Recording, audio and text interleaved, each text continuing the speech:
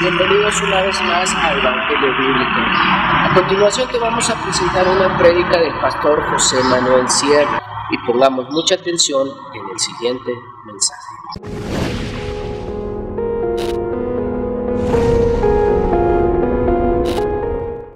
Gracias al Señor por este hermoso tiempo de alabanza, estas canciones hermosas que nos acercan al Señor, a su presencia, y estamos muy agradecidos porque vemos que el Señor está entre nosotros.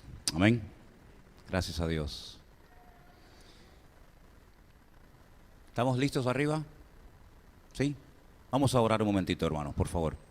Oramos. Te damos muchas gracias, Señor, por esta oportunidad que nos das de poder acercarnos ahora a ti a través de tu bendita palabra. Queremos que tú nos hables a través de ella y que todo lo que compartamos sea de bendición y que nos ayude a crecer y a conocernos y a conocerte a ti mejor y servirte con efectividad, como tú esperas de cada uno de nosotros. Te damos gracias por esta oportunidad de aprender. Queremos que tú dirijas la exposición de tu palabra y que seamos ministrados a través de ella. Te lo pedimos en el nombre de tu amado Hijo Jesús. Amén. Amén. Nuestro querido hermano Antonio Panocchia, el pastor desde Italia, nos está viendo y nos manda un saludo. Que el Señor le bendiga grandemente. Y también tenemos hermanas desde Gerona que nos están escuchando, que nos están viendo exactamente igual que el domingo pasado. Y también, como no, nuestro hermano Alexis y su esposa desde Inglaterra también están siguiendo el culto. Ellos son fieles a estas emisiones que hacemos. ¿Por qué no le mandamos un fuerte aplauso a todos los hermanos que nos están viendo y escuchando en este momento? Gloria a Dios. Amén. Qué bueno. Señor les bendiga a todos. Gracias al Señor. Yo quiero hablar en esta tarde de un tema del cual se habla muy poco, prácticamente nada, en comparación, por ejemplo, con el tema de la voluntad de Dios, del cual se ha hablado y se ha escrito muchísimo. La importancia de la voluntad de Dios, de conocerla, de aplicarla a todas y a cada una de las áreas de nuestra vida. ¿Cómo se puede llegar a conocer la voluntad de Dios? ¿Cómo podemos saber si estamos haciendo la voluntad del Señor o no? Hemos hablado mucho acerca de ese tema. Tenemos la Biblia, hemos hablado de la necesidad de que se den las circunstancias, de aprender a esperar en los tiempos de Dios, de tener esa paz, esa confianza en el Señor, de que Dios va a ir poco a poco, pues, abriendo las puertas, ¿verdad? Pero yo en esta tarde quiero hablar de la voluntad del hombre, la voluntad humana. Cuando estudiamos la Biblia desde el principio, vemos que Dios no creó a un robot. Dios creó a un ser humano tan perfecto que le dio voluntad, le dio libre albedrío. Y a través de ese libre albedrío podemos tomar decisiones. Adán tenía la oportunidad y el privilegio de poder tomar decisiones. Algunas fueron correctas, otras no fueron tan correctas. Y a lo largo y ancho de toda la Biblia, vemos que grandes personajes, guiados por la voluntad del Señor, pero también, como no, por sus impulsos, por su voluntad, por su libre albedrío, tomaron decisiones. Repito, algunas buenas y otras no tan buenas. Y yo creo que lo que llamamos libre albedrío, esa capacidad de poder tomar decisiones en una línea o en otra, tiene una base, tiene un fundamento. Porque yo creo que el libre albedrío se fundamenta, descansa sobre la base de la voluntad humana. La voluntad del hombre, la voluntad de uno mismo, nos va a acompañar hasta que lleguemos a su presencia. No se anula con la conversión, no se anula con el ministerio, no se anula con el paso del tiempo, sino que tú y yo siempre tendremos voluntad de hacer, no siempre cosas malas, porque a veces la voluntad del hombre, el deseo del hombre, es también a veces hacer cosas correctas. Y he estado buscando en la Biblia personajes o personas, y vamos a hablar de 3 concretamente, personas que en un momento determinado nos manifiestan lo humanos que llegaron a ser.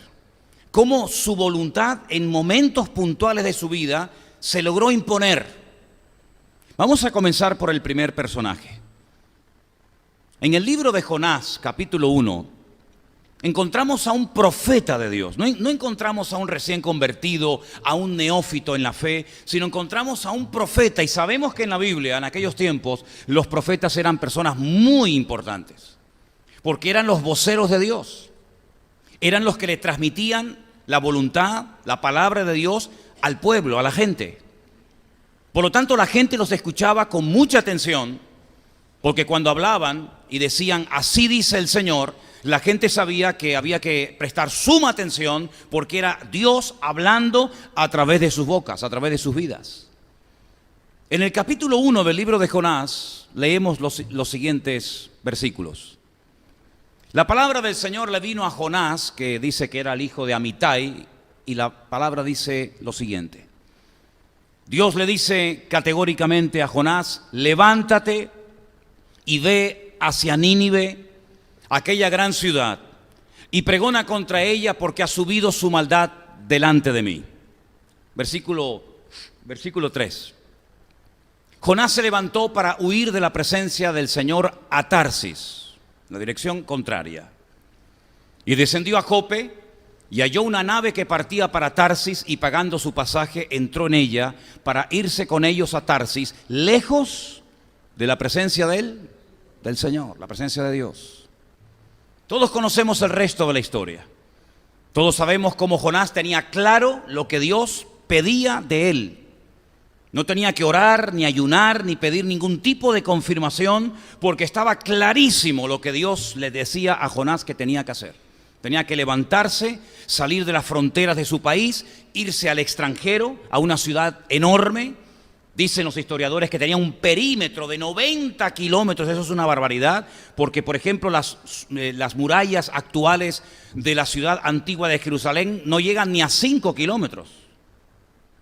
Y el perímetro de las murallas que rodeaban a Nínive eran de 90 kilómetros, es una barbaridad de ciudad enorme. Se tardaba varios días en atravesarla. Él sabía que era ese lugar donde Dios lo mandaba.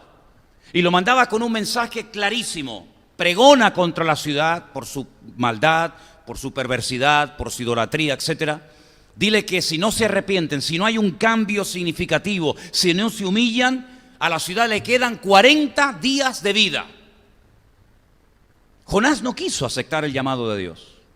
No siempre es agradable aceptar la voluntad de Dios. No es algo idílico, no es algo que decimos, ay, qué bonita, ya sé la voluntad de Dios para mi vida. Puede ser que a veces el conocer la voluntad de Dios encaje con la tuya, por decirlo de alguna manera, y te goces en hacer la voluntad de Dios. Pero vemos en el caso del profeta Jonás que no le hizo ninguna gracia saber que Dios lo mandaba a Nínive. Y él hace todo lo que está a su alcance para no ejecutar, para no cumplir con la voluntad de Dios en su vida. Dice que desciende, me gusta mucho esa expresión, desciende de donde vivía a la ciudad de Jaffa o de Jope, como hemos leído, compra su pasaje, parece que era como un barco de carga, porque no habla de que había un montón de gente navegando en ese barco. Dice que desciende al camarote más abajo del barco y allí se queda profundamente dormido. El barco sale del puerto rumbo a Tarsis. La intención es salir desde Jope hasta el otro extremo del Mediterráneo, llegando a España, a la ciudad de Tarsis. Y en el camino, dice la Escritura, que se desata una tormenta de tal envergadura que los marineros estaban muertos de miedo, porque sabían de que aquello no era normal. Los marineros siempre han sido gente muy supersticiosa y siempre se han agarrado a la mitología griega o a los dioses de la época para evitar tormentas y para evitar morir ahogados en el mar. Dice que comenzaron a aligerar la carga, empezaron a echar por la borda todas aquellas cosas que consideraban que podían ser en un momento determinado un lastre, pero la tormenta iba cada vez a más. Comenzaron a clamar a sus dioses, no dice cuáles eran, pero comenzaron a clamar a sus dioses y no había ningún cambio. A alguien se le ocurre bajar a la parte de más abajo y se encuentran al profeta de Dios dormido. Y le dicen, dormilón, despierta, ¿cómo no estás clamando a tu Dios? Esa palabra dormilón, ese sueño del cual hace referencia el libro de Jonás, es el mismo verbo de ese sueño tan profundo que sintió Adán en el jardín del Edén, cuando dice que el Señor como que lo anestesió, lo dejó dormido y entonces dice que extrajo de él a Eva. Fue algo tan profundo que él no era consciente de que estaba en medio de una tempestad, de una tormenta tremenda. Y entonces como que lo interrogan y le dicen, pero ¿tú quién eres? ¿A qué te dedicas? ¿Qué haces aquí entre nosotros? Y él abre su corazón y dice, yo estoy huyendo, estoy escapándome de la presencia de Dios. ¿Es que acaso él no sabía que no hay ninguna parte en el mundo en el cual un hombre o una mujer se puede esconder de Dios? ¿Es que él como profeta no tenía ese concepto claro? Sabemos que Adán pensaba que podía ocultarse de la voz de Dios, pero estamos hablando de un profeta. Estamos hablando de un conocedor de las Escrituras. ¿Cómo que estás huyendo de la presencia del Señor? Y le dice este hombre, clama a tu Dios, a ver si a través de la intervención de tu Dios esta tempestad se calma. Porque dice que habían echado suertes y la suerte había caído sobre Jonás. Ellos sabían que aquella tormenta no era una tormenta como otras que ya habían vivido. La suerte indicaba que aquel hombre era el causante de dicha tormenta. Jonás no dice, bueno, yo soy el culpable y por lo tanto lo que les pido por favor es que den la vuelta y me lleven otra vez a Jope, a Jaffa, y allí pues ya yo sé lo que tengo que hacer. No, sino dice algo disparatado, algo que yo personalmente no me atrevería a decir. Y él dice, tíreme por la borda. ¿Tú sabes lo que es que te tiren por la borda en alta mar? ¿Sabes que es una muerte segura? Tíreme por la borda. Él pensaba que muriendo en alta mar, que él creía que era mejor morir en alta mar que ir a Nínive a predicar. Tanto miedo le daba ir a Nínive. Tanto terror le daba ir a Nínive. ¿Era un cobarde Jonás? ¿Era un mequetrefe que le tenía miedo a los ninivitas? Bueno, puede ser que le tuviera algo de miedo, porque realmente si ustedes estudian lo que le hacían a los enemigos, los de Nínive, es para ponerte los pelos de punta. Las torturas de esa gente eran brutales. Pero en el fondo Jonás no le tenía tanto miedo a lo que le pudieran hacer al ser extranjero y además ir a la ciudad a decirle que se arrepientan o en 40 días la ciudad va a ser destruida, sino que la realidad de todas es que él no quería que los ninivitas se arrepintieran. Porque él sabía perfectamente que si Dios mandaba a Jonás a Nínive, simplemente el hecho de movilizar a un profeta de un país a otro y más a un israelita y mandarlo al extranjero es porque Dios les quiere dar una oportunidad de arrepentimiento a los que él consideraba los peores enemigos del pueblo de Dios. Y por eso él se niega a que esa gente tenga la posibilidad y tenga la opción de buscar arrepentimiento y por consiguiente que el Señor no los castigue. Él está dispuesto a morir en alta mar antes de dar su brazo a torcer. ¿Qué es lo que está jugando ahí en el fondo? La voluntad del profeta. Porque la voluntad de Dios ya sabemos cuál era. Levántate y vete a Nínive. Punto, ya está, no hay que aclarar demasiadas cosas. Pero lo que está ahí predominando es la voluntad del hombre, la voluntad humana, que todos, tú y yo la tenemos. Que no se anuló, no se extinguió el día que nos convertimos, ni el día que nos bautizamos, ni el día que comenzamos a servir a Dios a tiempo completo en el ministerio, o el día que nos casamos, o el día que hablamos en lenguas, o el día que no sé, pueden poner todos los ejemplos que quieran. La voluntad tuya y mía nos acompañará hasta que nos entierren. Y la voluntad de Jonás se rebelaba en contra de la voluntad de Dios. Él no quería bajo ningún concepto aceptar la voluntad de Dios. Y está dispuesto a morir. Está dispuesto a decir no, no y no. Pero dice la Biblia que Dios tenía preparado un gran pez. ¿Cuántos dicen amén? Qué tremendo, ¿eh? Dios tenía preparado un gran pez. ¿Saben lo que dicen los judíos? Que ese gran pez, yo les digo lo que dicen, que sea así o no, pero ellos dicen que ese pez, desde el principio de la creación, ya Dios lo había preparado, ya Dios lo había creado para que se tragara a Jonás. Lo que está bien claro es que el pez lo engulló. el pez lo tragó. Yo no sé qué es peor, No sé si es peor ir en un barco con una tempestad endemoniada, que te tiren por la borda o que te traiga un pez. De las tres cosas, ¿cuál elegirías? Una tormenta de 12 nudos, olas de 25 metros de altura. ¿Les hace ilusión? ¿Les hace ilusión a cualquiera? ¿No? Bueno, opción 2, que nos tiren por la borda en alta mar. Vamos a morir de frío, vamos a morir ahogados. ¿Prefieres esa? Vamos a la tercera. Que te traiga un enorme pez y que tú no sabes si vas a salir, porque nosotros sabemos que salió, porque miramos hacia atrás, pero él no sabía lo que le iba a pasar. Él estuvo 3 días y 3 noches metido ahí adentro. Yo creo que se tenía que mover más el pez que el barco. Y creo que los jugos gástricos y todo lo que se sentía ahí adentro tenía que ser tan terrible. Además, no creo que pudiera dormir muy bien, que digamos. A veces hemos visto dibujos animados donde uno es tragado por una ballena y hay alguien que enciende una velita y ahí está sentadito. No, eso era algo terrible realmente, algo impresionante. Hasta que después de 3 días, 72 horas, ¿por qué no oró el primer día?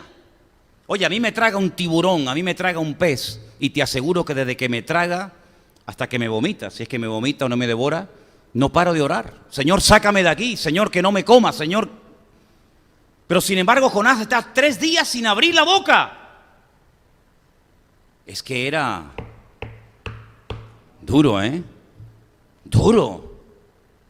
Y a los 3 días clama al Señor, y a los 3 días se arrepiente, y a los 3 días dice, está bien, tú ganas.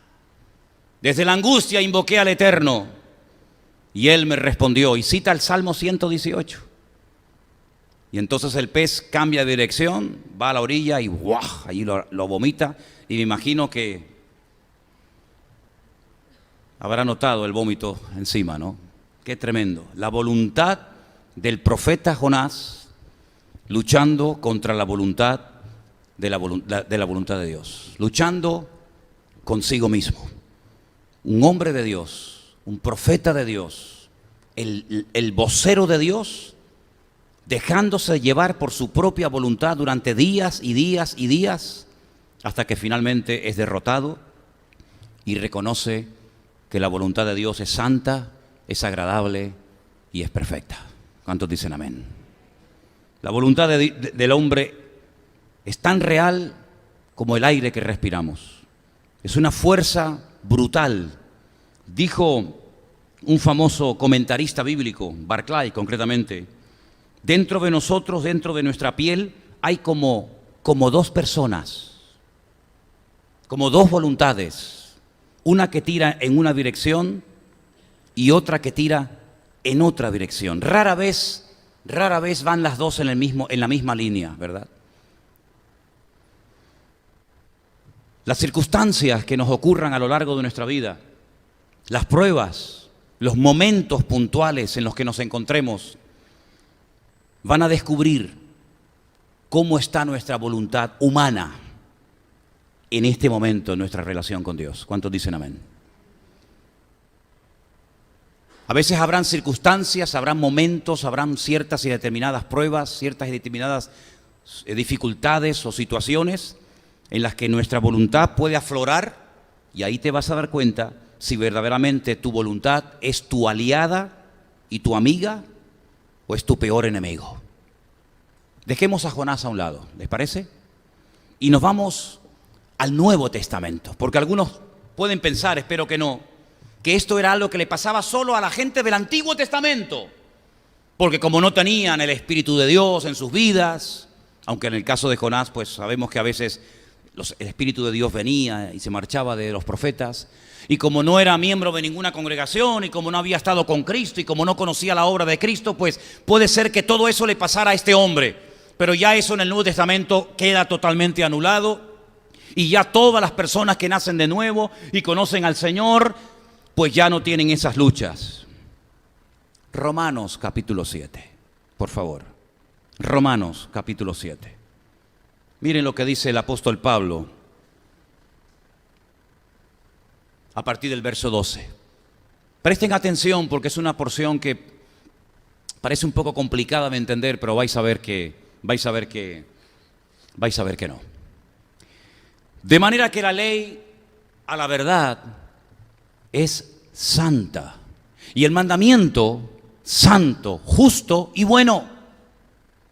Luego, lo que es bueno, pregunta Pablo, ¿vino a ser muerte para mí? Es decir, ¿cómo algo bueno como la palabra, cómo algo bueno como la ley, cómo algo bueno y maravilloso como la escritura vino a ser muerte para mí? Dice, no, en ninguna manera, sino que el pecado, para mostrarse pecado, produjo en mí la muerte por medio de lo que es bueno. Es impresionante la profundidad de este hombre hablando. Por medio de lo que es bueno, dice Pablo, a fin de que por el mandamiento el pecado llegase a ser sobremanera pecaminoso. Digamos que es como un espejo. La palabra de Dios tiene, digamos, muchos tipos o símbolos, y digamos que Dios pone la palabra, Dios pone su voluntad, Dios pone las escrituras delante de nosotros, es un espejo, y cuando nos miramos delante de ese espejo, mi voluntad humana, mi pecaminosidad, mi rebeldía, mi soberbia, etcétera, etcétera, queda expuesta, queda exhibida. No es que el espejo sea malo, no, el problema no está en el espejo, el problema está en lo que proyecta el espejo. Y por eso dice Pablo, ¿cómo es posible que algo bueno, el espejo de la palabra de Dios, se haya convertido en mí en algo malo? Dice, no, es que el problema no está en el espejo, el problema no está en la palabra, el problema está que hay algo dentro de mí, de lo cual él ahora va a hablar. Y dice, pero sabemos que la ley es espiritual, mas yo soy carnal. Pero vamos a ver, ¿quién está hablando aquí? ¿Poncio Pilato? ¿El traidor que vendió a Cristo por 30 monedas de plata? ¿Quién está hablando aquí? ¿Quién acaba de decir, por favor? ¿Quién acaba de decir, yo soy carnal? ¿Quién? Estoy vendido al pecado. Porque lo que hago no lo entiendo. Pues no hago lo que quiero, sino lo que aborrezco. Eso hago. Y si lo que no quiero, esto hago, apruebo que la ley es buena. El problema no está en la ley. El problema no está en la voluntad de Dios. De manera que ya no soy yo quien hace aquello, sino el pecado que mora ¿dónde? En mí. Hablamos del pecado del mundo, el pecado de la sociedad, el pecado de los inconversos, el pecado del mundo. Sí, pero Pablo dice, primero, soy carnal, no he dejado de ser una persona de carne y hueso, mi voluntad no la ha anulado mi llamamiento, mi apostolado, mi nuevo nacimiento, soy carnal, vendido al pecado, y descubro que hay algo en mi vida que se llama pecado, que mora, que vive, que está permanentemente en mí. El pecado mora en mí. No le echa la culpa al diablo, no le echa la culpa a los pastores, no le echa la culpa al mundo o al gobierno, sino dice, no, el problema está dentro de mí. No es algo que me viene de afuera como un agente externo a atacar, como una especie de virus o de enfermedad, sino es algo que llevamos dentro. Pero está hablando un apóstol, está hablando un hombre de Dios, está hablando una persona que llegó a la presencia del Señor en vida y vio cosas increíbles que ni siquiera las logró escribir. Y dice, pero el pecado está en mí. Y yo sé que en mí, esto es, en mi carne, no mora el bien. Porque el querer, escuchen, el querer el bien está en mí, pero no el hacerlo. Menuda batalla tenía este hombre, ¿no? Menuda batalla. Porque no hago el bien que quiero, sino el mal que no quiero, eso hago. ¿Qué te parece? Nos quedamos con la boca abierta, ¿no? ¿Sí o no? Y si hago lo que no quiero, ya no lo hago yo, y otra vez, sino el pecado que mora en mí. Así que queriendo yo hacer el bien, hallo esta ley, que el mal, el problema, ¿en quién está? Dice Pablo, en mí. Porque según el hombre interior, me deleito en la ley de Dios. Hombre, claro. Pero veo otra ley en mis miembros que se rebela contra la ley de mi mente. Así como Jonás se rebeló contra la voluntad de Dios. Así como Jonás dijo, no voy a Nínive. No quiero ir allí a servirte. No quiero ir allí a llevar palabra. Pues ahora él también se revela y dice, hay una ley entre mis miembros que se rebela contra la ley de mi mente y que me lleva cautivo a la ley del pecado. Fíjate cuántas leyes está nombrando aquí. Y esa ley del pecado, dice, está en mis miembros. Y ahora dice algo increíble. Miserable de mí. Soy un miserable. ¿Quién me librará de este cuerpo de muerte? Mira, quiero decirte algo, hermanos. Quiero decirte algo. Los romanos en algunas provincias, cuando alguien cometía un crimen, cuando alguien mataba a otra persona, le amarraban, le colgaban con tiras de cuero el muerto al asesino, al criminal.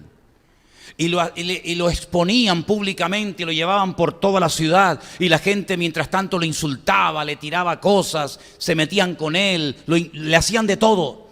Le colgaban el muerto. Y esa costumbre del Imperio Romano, Pablo la utiliza cuando dice, ¿quién me librará de este cuerpo de muerte? Quiero terminar con el siguiente versículo, el 25. Dice, pero gracias a Dios por Jesucristo, Señor nuestro. Así que yo con la mente sirvo a la ley de Dios, mas con la carne a la ley del pecado. Ahora, yo estuve viendo, no sé si ustedes tienen su Biblia ahí a mano, no lo vamos a hacer ahora arriba, pero si tienes tu Biblia a mano, por ejemplo, tú dices, bueno, ¿de qué está hablando Pablo en el capítulo 5? Por ejemplo, por arrancar de un capítulo. Romanos, capítulo 5. Justificados por la fe. Los resultados de la justificación. ¿Lo veis o no? Un tema extraordinario. Bien. También en el capítulo 5 hace como un paralelismo entre dos personajes, entre el Adán y entre Cristo. Y dice, mira, así como en Adán, cuando él pecó, ocurrió esto, ahora en Cristo, el segundo Adán, si lo aceptamos, si creemos en él, ocurrirá esto y esto. Muy bien, perfecto. Vamos al 6. Muertos al pecado. Y habla acerca de otro tema completamente diferente. A continuación, a partir del versículo 15, habla acerca de que somos siervos de la justicia. Perfecto. Seguimos. Llegamos al capítulo 7 y hace una analogía, una comparación entre el matrimonio y nuestra relación con Dios. Perfecto. Y el capítulo 8 habla de vivir en el Espíritu, pero fíjense que entre el capítulo 7 y el capítulo 8, en medio, metió esto que acabo de leer esta noche. Mi pregunta es, ¿por qué? ¿Por qué él viene tocando diferentes temas? La justificación, nuestra relación con el Señor. Más adelante habla de vivir en el Espíritu. Más adelante da una exposición extraordinaria de cómo podemos vivir en victoria. Habla acerca de Israel, cómo fue elegido, lo que le pasó a Israel, etcétera, etcétera. Al final habla de cómo los gentiles fueron también llamados por el Señor para que le conocieran. Pero mi pregunta es, ¿para qué mete algo tan personal? ¿Por qué no se calla la boca? Porque si Pablo no hubiera hablado de lo que le estaba pasando, tú y yo nunca sabríamos las batallas que este hombre tenía. Es decir, nos quedaríamos con la boca abierta viendo los diferentes temas y los desarrollos de dichos temas en la carta de los Romanos, porque es una carta extraordinaria, tremendamente profunda. Bueno, la justificación por la fe, ¿eso qué es? Y te vas al capítulo 5 y te quedas con la boca abierta de lo que ocurre cuando una persona es perdonada, limpiada, transformada y justificada por el Señor. Bueno, gloria a Dios, un estudio excelente. Te vas al capítulo 8, viviendo en el Espíritu, un capítulo con una profundidad alucinante. Ese capítulo hermoso que te dice, mira, no hay nada que nos pueda separar del amor de Dios, ni la muerte, ni la vida, ni lo alto, ni lo profundo. Te quedas con la boca abierta. Llegas al capítulo 12 de Romanos, los deberes del cristiano, y ahí te encuentras algunos de los dones que uno puede llegar a tener, etcétera, ¿verdad? Pero mi pregunta, repito, es, ¿para qué tiene que abrir su corazón ante toda la cristiandad? Porque esto que sabemos de Pablo, lo sabemos desde hace 2000 años. No es algo que él le contó en la más absoluta intimidad a un compañero de viaje de ministerio. Mira, Timoteo, me está pasando esto y esto. Y ya está, es una conversación privada entre el apóstol y su hijo en la fe, entre Timoteo y el pastor, y ya está, punto, se acabó. Nadie se entere por qué enterar. ¿Por qué Pablo pone su corazón encima de la mesa y dice cosas tan tremendas como las que acabamos de leer? ¿Por qué Pablo se sentía como un miserable en algunos momentos puntuales de su apostolado? ¿Por qué Pablo dice estoy haciendo cosas que no quiero y lo que quiero no hago? Y el pecado está en mí y ¿quién me librará de todo esto? ¿Por qué Pablo habla de sus batallas personales? ¿A poco nos gusta hablar de nuestras batallas, Nos gusta hablar de nuestras bendiciones, de nuestras victorias, de nuestras conquistas, de nuestros triunfos, ¿sí o no? Pero ¿a quién de nosotros nos gustaría hablar de nuestras batallas? Y que las pusieran ahí en la pantalla de la iglesia para que todos las vieran, no solamente los que están aquí, sino todos los que nos ven ahora y nos verán dentro de meses o años después. A nadie. Sin embargo, Pablo no quiere dar una imagen de que es un Superman. Pablo no quiere dar una imagen de que es un hombre que a él le resbalan las tentaciones, él no tiene ningún tipo de miserias personales, él lo tiene todo superado, él es un hombre que vive a un nivel y en una dimensión espiritual que todo le resbala, ¿verdad? Sino que él está hablando de su naturaleza humana, de su voluntad como hombre. Y él está diciendo, yo tengo las mismas batallas y las mismas luchas y la misma guerra interior que cualquier creyente a lo largo de la historia. En otras palabras, no quiero que tengan un alto concepto de mí, más alto concepto de mí, dice él, que el que deben tener. Y por eso yo hoy opté por hablar de esto, porque hablamos mucho de la voluntad de Dios, pero la voluntad del hombre es tan real y tan poderosa como también la voluntad de Dios lo es. ¿Te das cuenta? Así que no solamente quise mencionar a Jonás, sino también a Pablo, para que veas que él no oculta su batalla personal. Él la reconoce, él la admite, él la confiesa, él la pone por escrito, para que los cristianos del siglo I, III, IV, V, X, de la Edad Media y los cristianos del siglo XXI sepamos que así como le pasaba a Jonás, también le pasaba a él, y había momentos en los que se rebelaba, y había momentos en los que tenía problemas, incluso llegó a decir, fíjate lo que te digo, no en esta carta, sino en otra, a los Corintios, llegó a decir que él tenía tanta revelación de Dios, tanto conocimiento del Señor, tantas experiencias impresionantes con el Señor, que a veces hasta para no caer en un nivel de soberbia, las contaba en tercera persona, como diciendo, conozco a un hombre. ¿Sabéis de lo que estoy hablando, verdad? Dice, yo conozco a una persona, conozco a un hombre que subió al tercer cielo y allí vio cosas, pero está hablando de él, es él el que está hablando, es él el que subió al tercer cielo, es él el que le dijo al Señor, esto no lo escribas, aunque lo has visto, no lo escribas. Y dice, y para que no me excediera, para que no le diera rienda suelta a todo lo que sé más que lo que está en la Biblia, que sé más que lo que está en todo el Nuevo Testamento, el Señor me mandó un aguijón en mi carne, y ese aguijón que yo sepa, perdóneme si me equivoco, ese aguijón que Pablo tuvo, lo tuvo hasta la muerte, ¿sí o no? Hasta la muerte lo tuvo. Yo no veo que el Señor se lo quitara, sino más bien él decía, Señor, yo tengo esto en mi vida, tengo esto, y el Señor dice, bástate mi gracia, porque mi poder se perfecciona en la debilidad. Entonces él llegó a descubrir algo que yo todavía no he descubierto y que no practico, y es que él llegó a gozarse más en las debilidades que en sus fortalezas. Yo no le hablo de mis debilidades a nadie, jamás lo he hecho. Los hombres somos diferentes tal vez a las mujeres en ese aspecto, ¿no? Las mujeres, con todo mi respeto, a lo mejor se juntan y se cuentan sus cosas. Los hombres no nos contamos nuestras cosas, hablamos de otras cosas, pero el apóstol Pablo llegó a un punto en el que dijo, ¿sabes? Yo he aprendido a gozarme en las debilidades que tengo, porque cuando soy débil y confieso que soy débil en esta o en aquella otra área, es cuando el Señor viene y me dice, bástate mi gracia, porque mi poder se va a perfeccionar en tu debilidad. ¿Cuántos dicen amén? Son niveles. Yo sinceramente creo que hay niveles de relación con Dios, y el nivel que este hombre llegó a tener con el Señor, ninguno de nosotros, por lo menos yo, no lo he alcanzado todavía. Un hombre que lo escribe para que hoy tú y yo supiéramos que ese gran hombre de Dios que resucitaba muertos, que algunos creen que hasta resucitó, porque lo apedrearon en Éfeso, lo tiraron fuera de la ciudad y lo dieron por muerto, y cuando se fueron los verdugos se volvió a levantar y se metió otra vez en la ciudad y siguió predicando. Ese hombre que peleó contra fieras, lo dice él en sus cartas, yo he peleado contra fieras.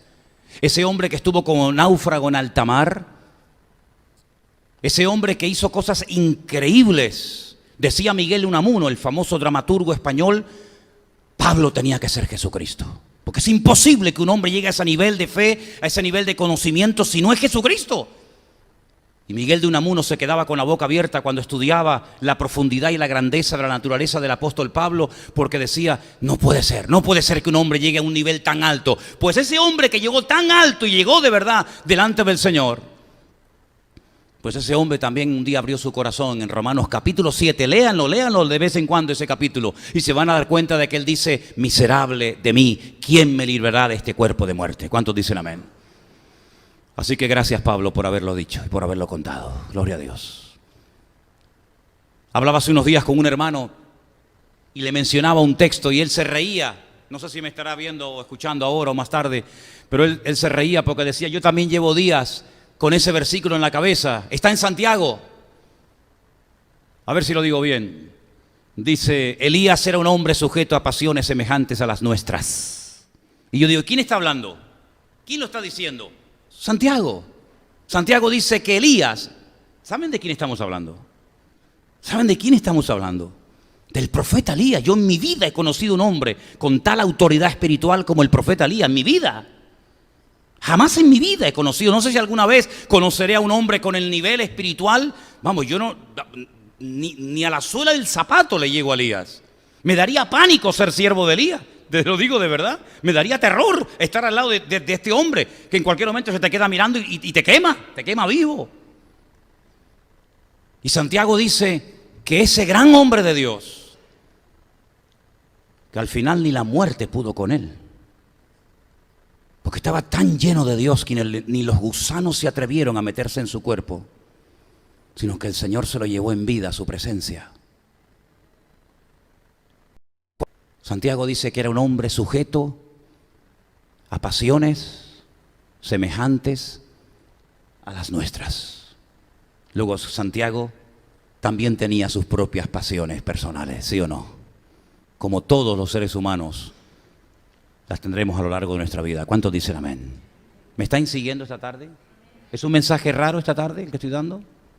¿Verdad que no?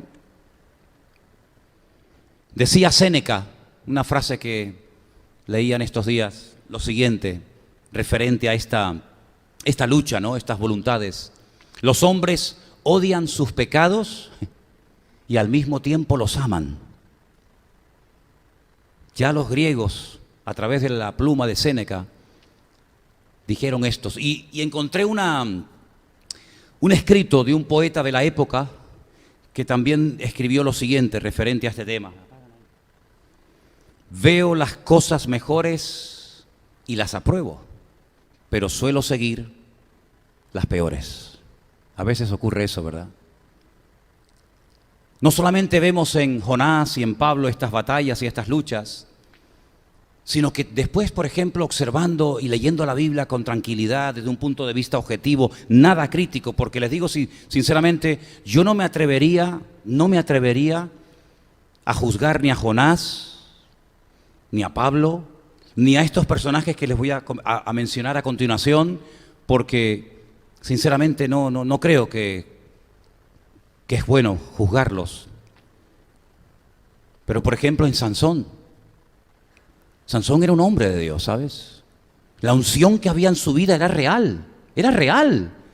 No es que era un tipo que se metió en el gimnasio y se machacó y tenía un cuerpo descomunal y no. La fuerza de Sansón procedía de Dios.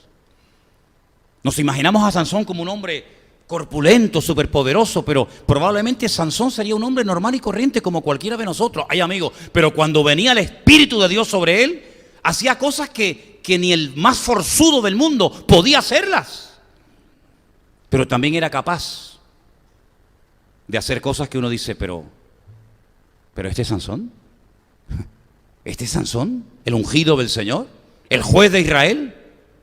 Uno observa la vida de David.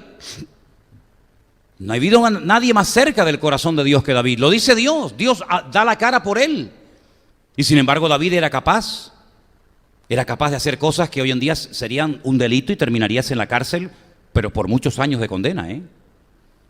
Y dudo mucho de que nos atreveríamos a invitar a David, después de lo que hizo, para que viniera a una conferencia de pastores o de líderes o sabe Dios qué, a hablarnos, ¿verdad? Y miramos, por ejemplo, a Pedro, ¿no? Yo jamás me atrevería a juzgar a Pedro en nada de lo que hizo. Porque a veces también nuestras acciones pueden llegar a negar con más contundencia al Señor que las palabras que Pedro utilizó para negarlo a Él. Y Pedro era un hombre tremendamente sincero. Él no fingía, no era un hipócrita, no era un falso, era un hombre que decía: Señor, tú tranquilo, no te preocupes, aunque todos te abandonen, aunque todos te dejen, yo voy a ir contigo hasta la muerte si hace falta. Y no está haciendo una película, no se está inventando nada, sino que él es sincero y él dice: Señor, tú tranquilo, yo voy a estar a tu lado. Pero llegó el momento y no lo hizo, porque la voluntad humana, el ego del ser humano no está preparado para hacer la voluntad de Dios. Hace años oí a alguien que dijo que a nadie se le ocurra creerse que se puede vivir la vida cristiana por uno mismo y triunfar y vivir siempre en victoria. Que ni se te pase por la cabeza, porque si la ley era imposible de cumplir, el evangelio aún es más complicado de cumplirlo. Si la ley con todos los mandamientos que había, nadie pudo cumplirla.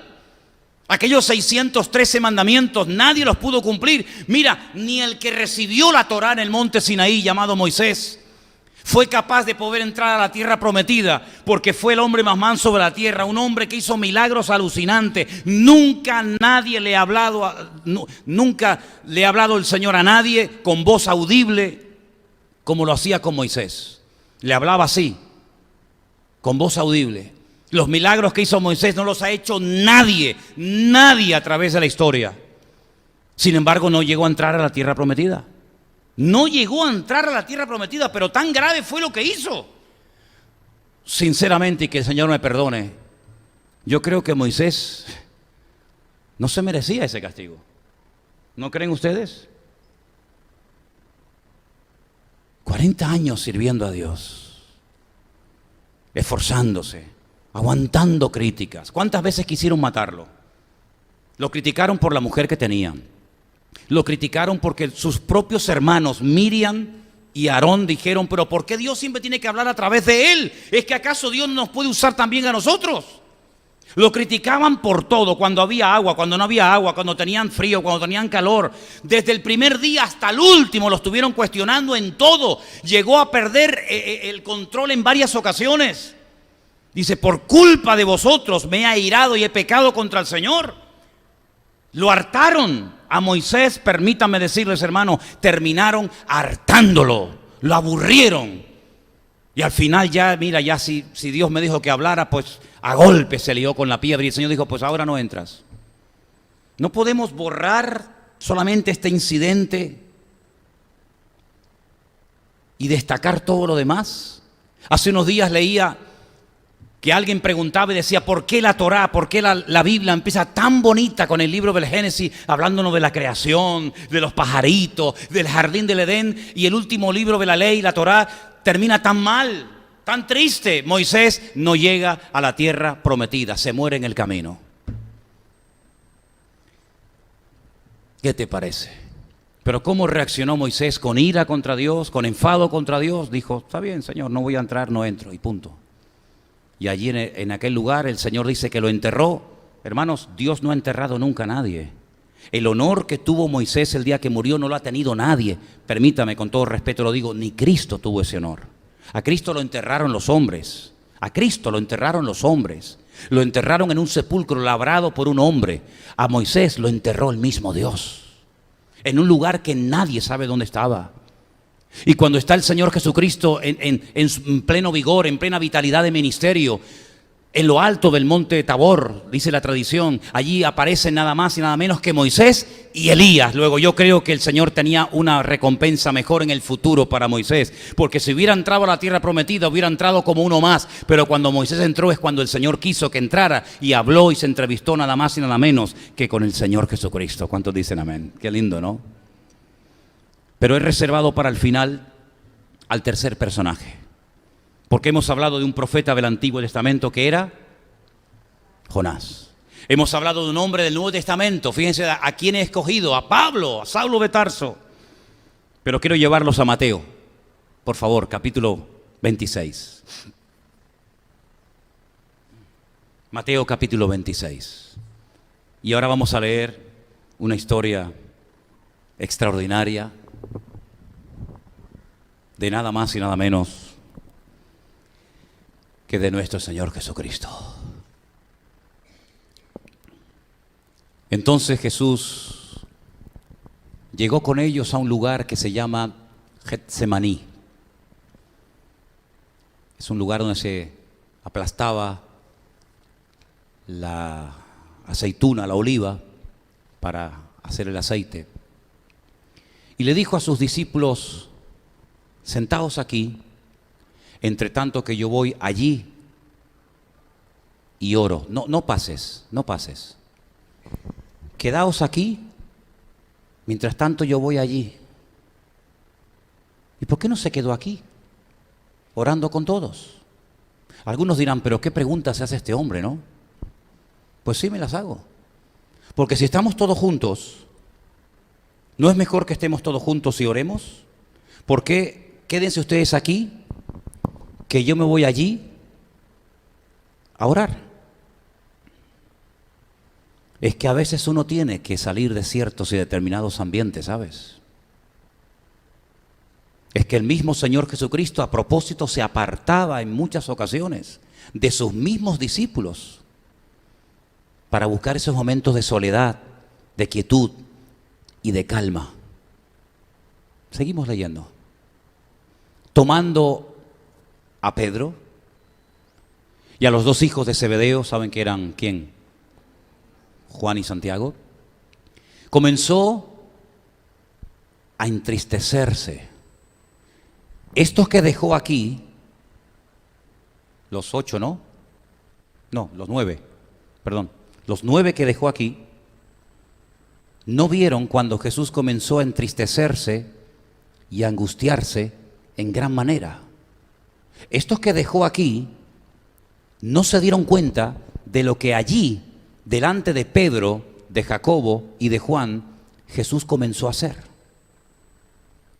Delante solamente de 3 personas, Jesús comenzó a entristecerse. Es decir, comenzó a exteriorizar lo que en ese momento su voluntad, su ser interior, estaba sintiendo. Una tristeza que lo estaba matando.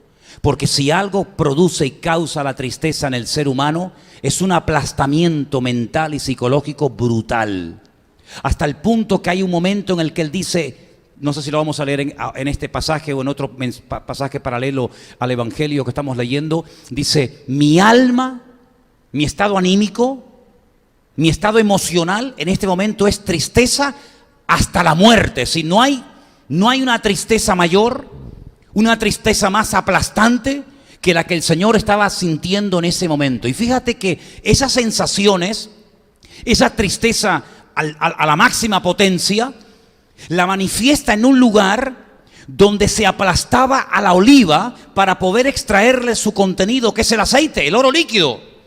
Oye, qué curioso que el Señor no va al monte Tabor, o el Señor no va a Capernaum, o el Señor no se va al río Jordán, sino que se va justamente a un lugar que huele a aceite, a un lugar que hasta el día de hoy está lleno de olivos, un lugar donde en aquel momento la gente iba allí con sus olivas para que se las aplastaran y pudieras tener algo de ese preciado líquido en tu casa. Y en ese lugar donde el hombre aplastaba la aceituna para poder extraer el aceite, es donde ahora él está siendo triturado y aplastado. Y es allí donde él comienza a entristecerse y dice, mi alma está muy triste, y no es una exageración, sino es la pura realidad, está muy triste hasta la muerte. Y dice, quedaos aquí, y velad conmigo. Los de allí que no se van a enterar, pero aquí ustedes se van a enterar de lo que me está pasando. Y Jesús les dijo, yendo un poco más adelante, se postró sobre su rostro y orando, dijo, Padre mío, Avino, si es posible, pase de mí esta copa, pero no sea como yo quiero. Ahí está la voluntad humana. Lo que yo quiero no es esto. Lo que yo quiero es otra cosa. Yo te pido que pase de mí esta copa, esta experiencia, esta sensación, este aplastamiento, que pase. Dice, pero que no se haga lo que yo quiero, sino lo que tú quieras. Vino luego a sus discípulos, a los que dejó ahí en el otro lugar, y también a los que le habían acompañado, y se los encontró, ¿cómo? Durmiendo. Y le dijo a Pedro, ¿así que no habéis podido velar conmigo una hora? ¿Habéis sido incapaces de orar conmigo una hora? Velad y orad para que no entréis en tentación, porque el espíritu a la verdad está dispuesto, pero la carne, la voluntad humana, el ego del hombre es débil. Y él lo dice. Otra vez se fue. Dice, bueno, vamos a dar una segunda oportunidad. Y oró por segunda vez diciendo, Padre mío, si no puede pasar de mí esta copa sin que yo la beba, que se haga tu voluntad. Yo veo al Señor Jesucristo en el jardín del Getsemaní con una presión y con una tristeza terrible encima. En otro evangelio, porque este pasaje que estamos leyendo esta noche también se cuenta en otros evangelios, he encontrado que en esa noche, en ese lugar en Getsemaní, se le apareció un ángel para fortalecerle. Es interesante, ¿no? Al creador de los ángeles se le aparece un ángel para fortalecerlo. También dice en otro evangelio que estaba en plena agonía y su sudor era como grandes gotas de sangre. Hemos leído también esta noche que él dijo, mi alma está triste hasta la muerte. En otras palabras, en el Getsemaní se produjo un choque de trenes, un choque de voluntades.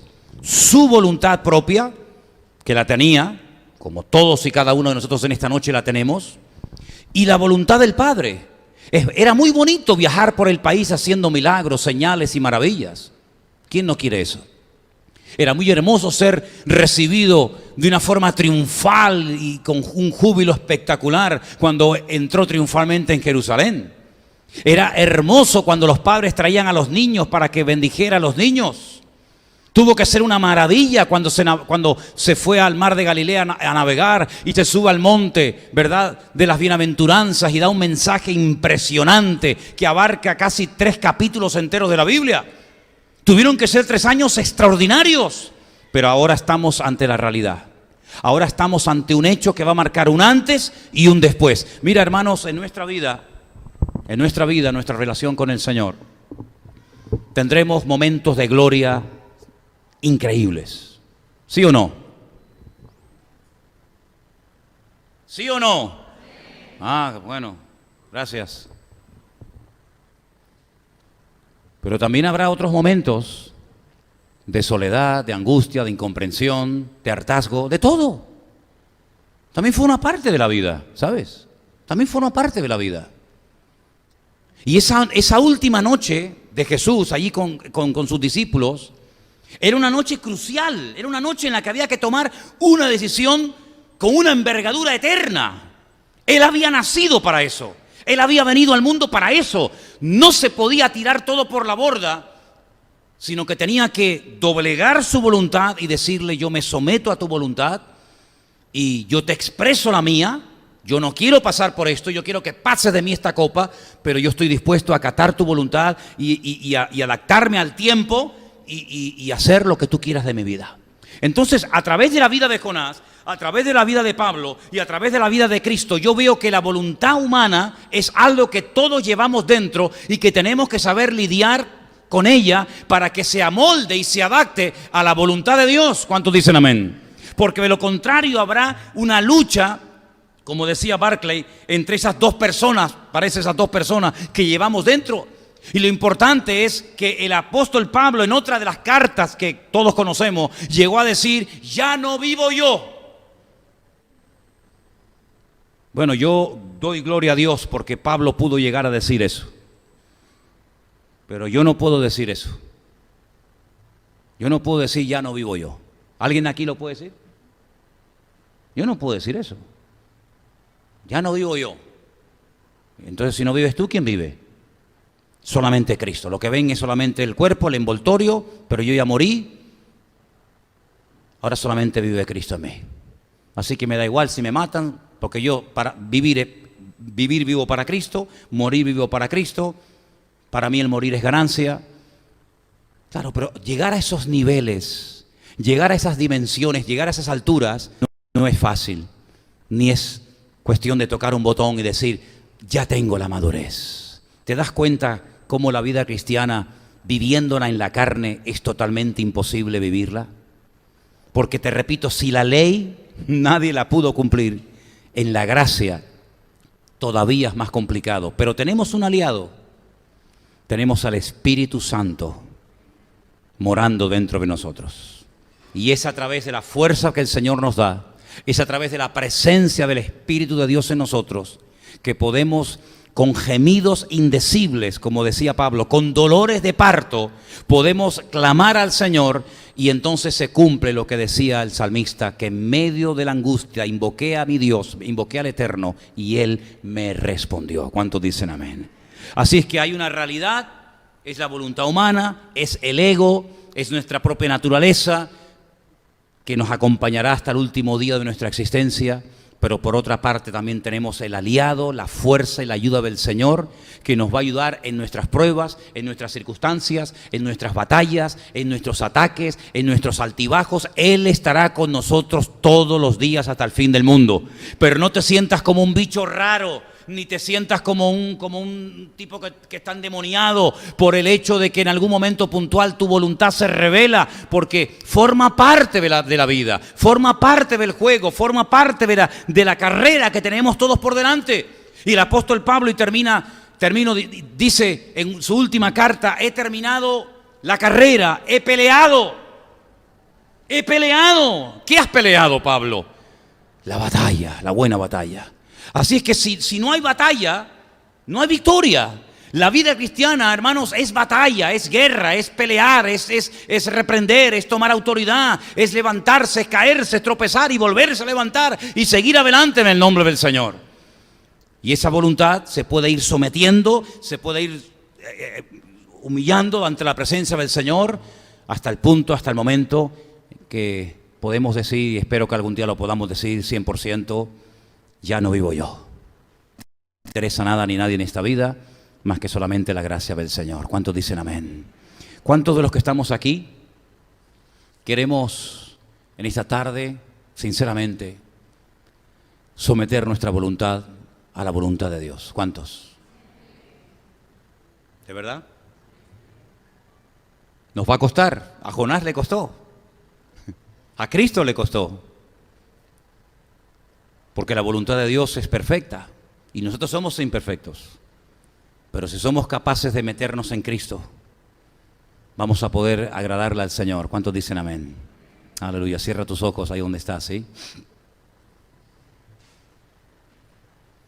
Vamos a orar para que el Señor fortalezca nuestra vida. Vamos a orar para que las batallas podamos obtener victorias, que de las pruebas podamos salir triunfante y podamos, con la ayuda y con la gracia del Señor, estar por encima de los vientos, de los huracanes, de las dificultades, y podamos agarrarnos al Señor. Agárrate al Señor en esta tarde, acércate a Él, pídele al Señor: Señor, fortaléceme, ayúdame, cógeme fuertemente de la mano, Señor, aleluya, para que podamos, con la bendición de Dios, con su ayuda, por supuesto, con su respaldo, aleluya. Dios Todopoderoso, en esta tarde nos acercamos delante de ti, dándote gracias por tu palabra, dándote gracias, Señor, por los ejemplos que encontramos en la Escritura, de hombres y mujeres que lucharon y pelearon. Te pedimos que en esta tarde tú estés a nuestro lado y declaramos ese texto, esa promesa que dice: El bien y la misericordia te seguirán todos los días de tu vida. Y confesamos en esta tarde que tú estarás con nosotros todos los días hasta el fin del mundo, Señor. Gracias. Sometemos nuestra vida a tu señorío y a tu voluntad. A ti la gloria y la honra. En el nombre soberano de Jesús. Amén. Y amén. Nos ponemos de pie, queridos hermanos.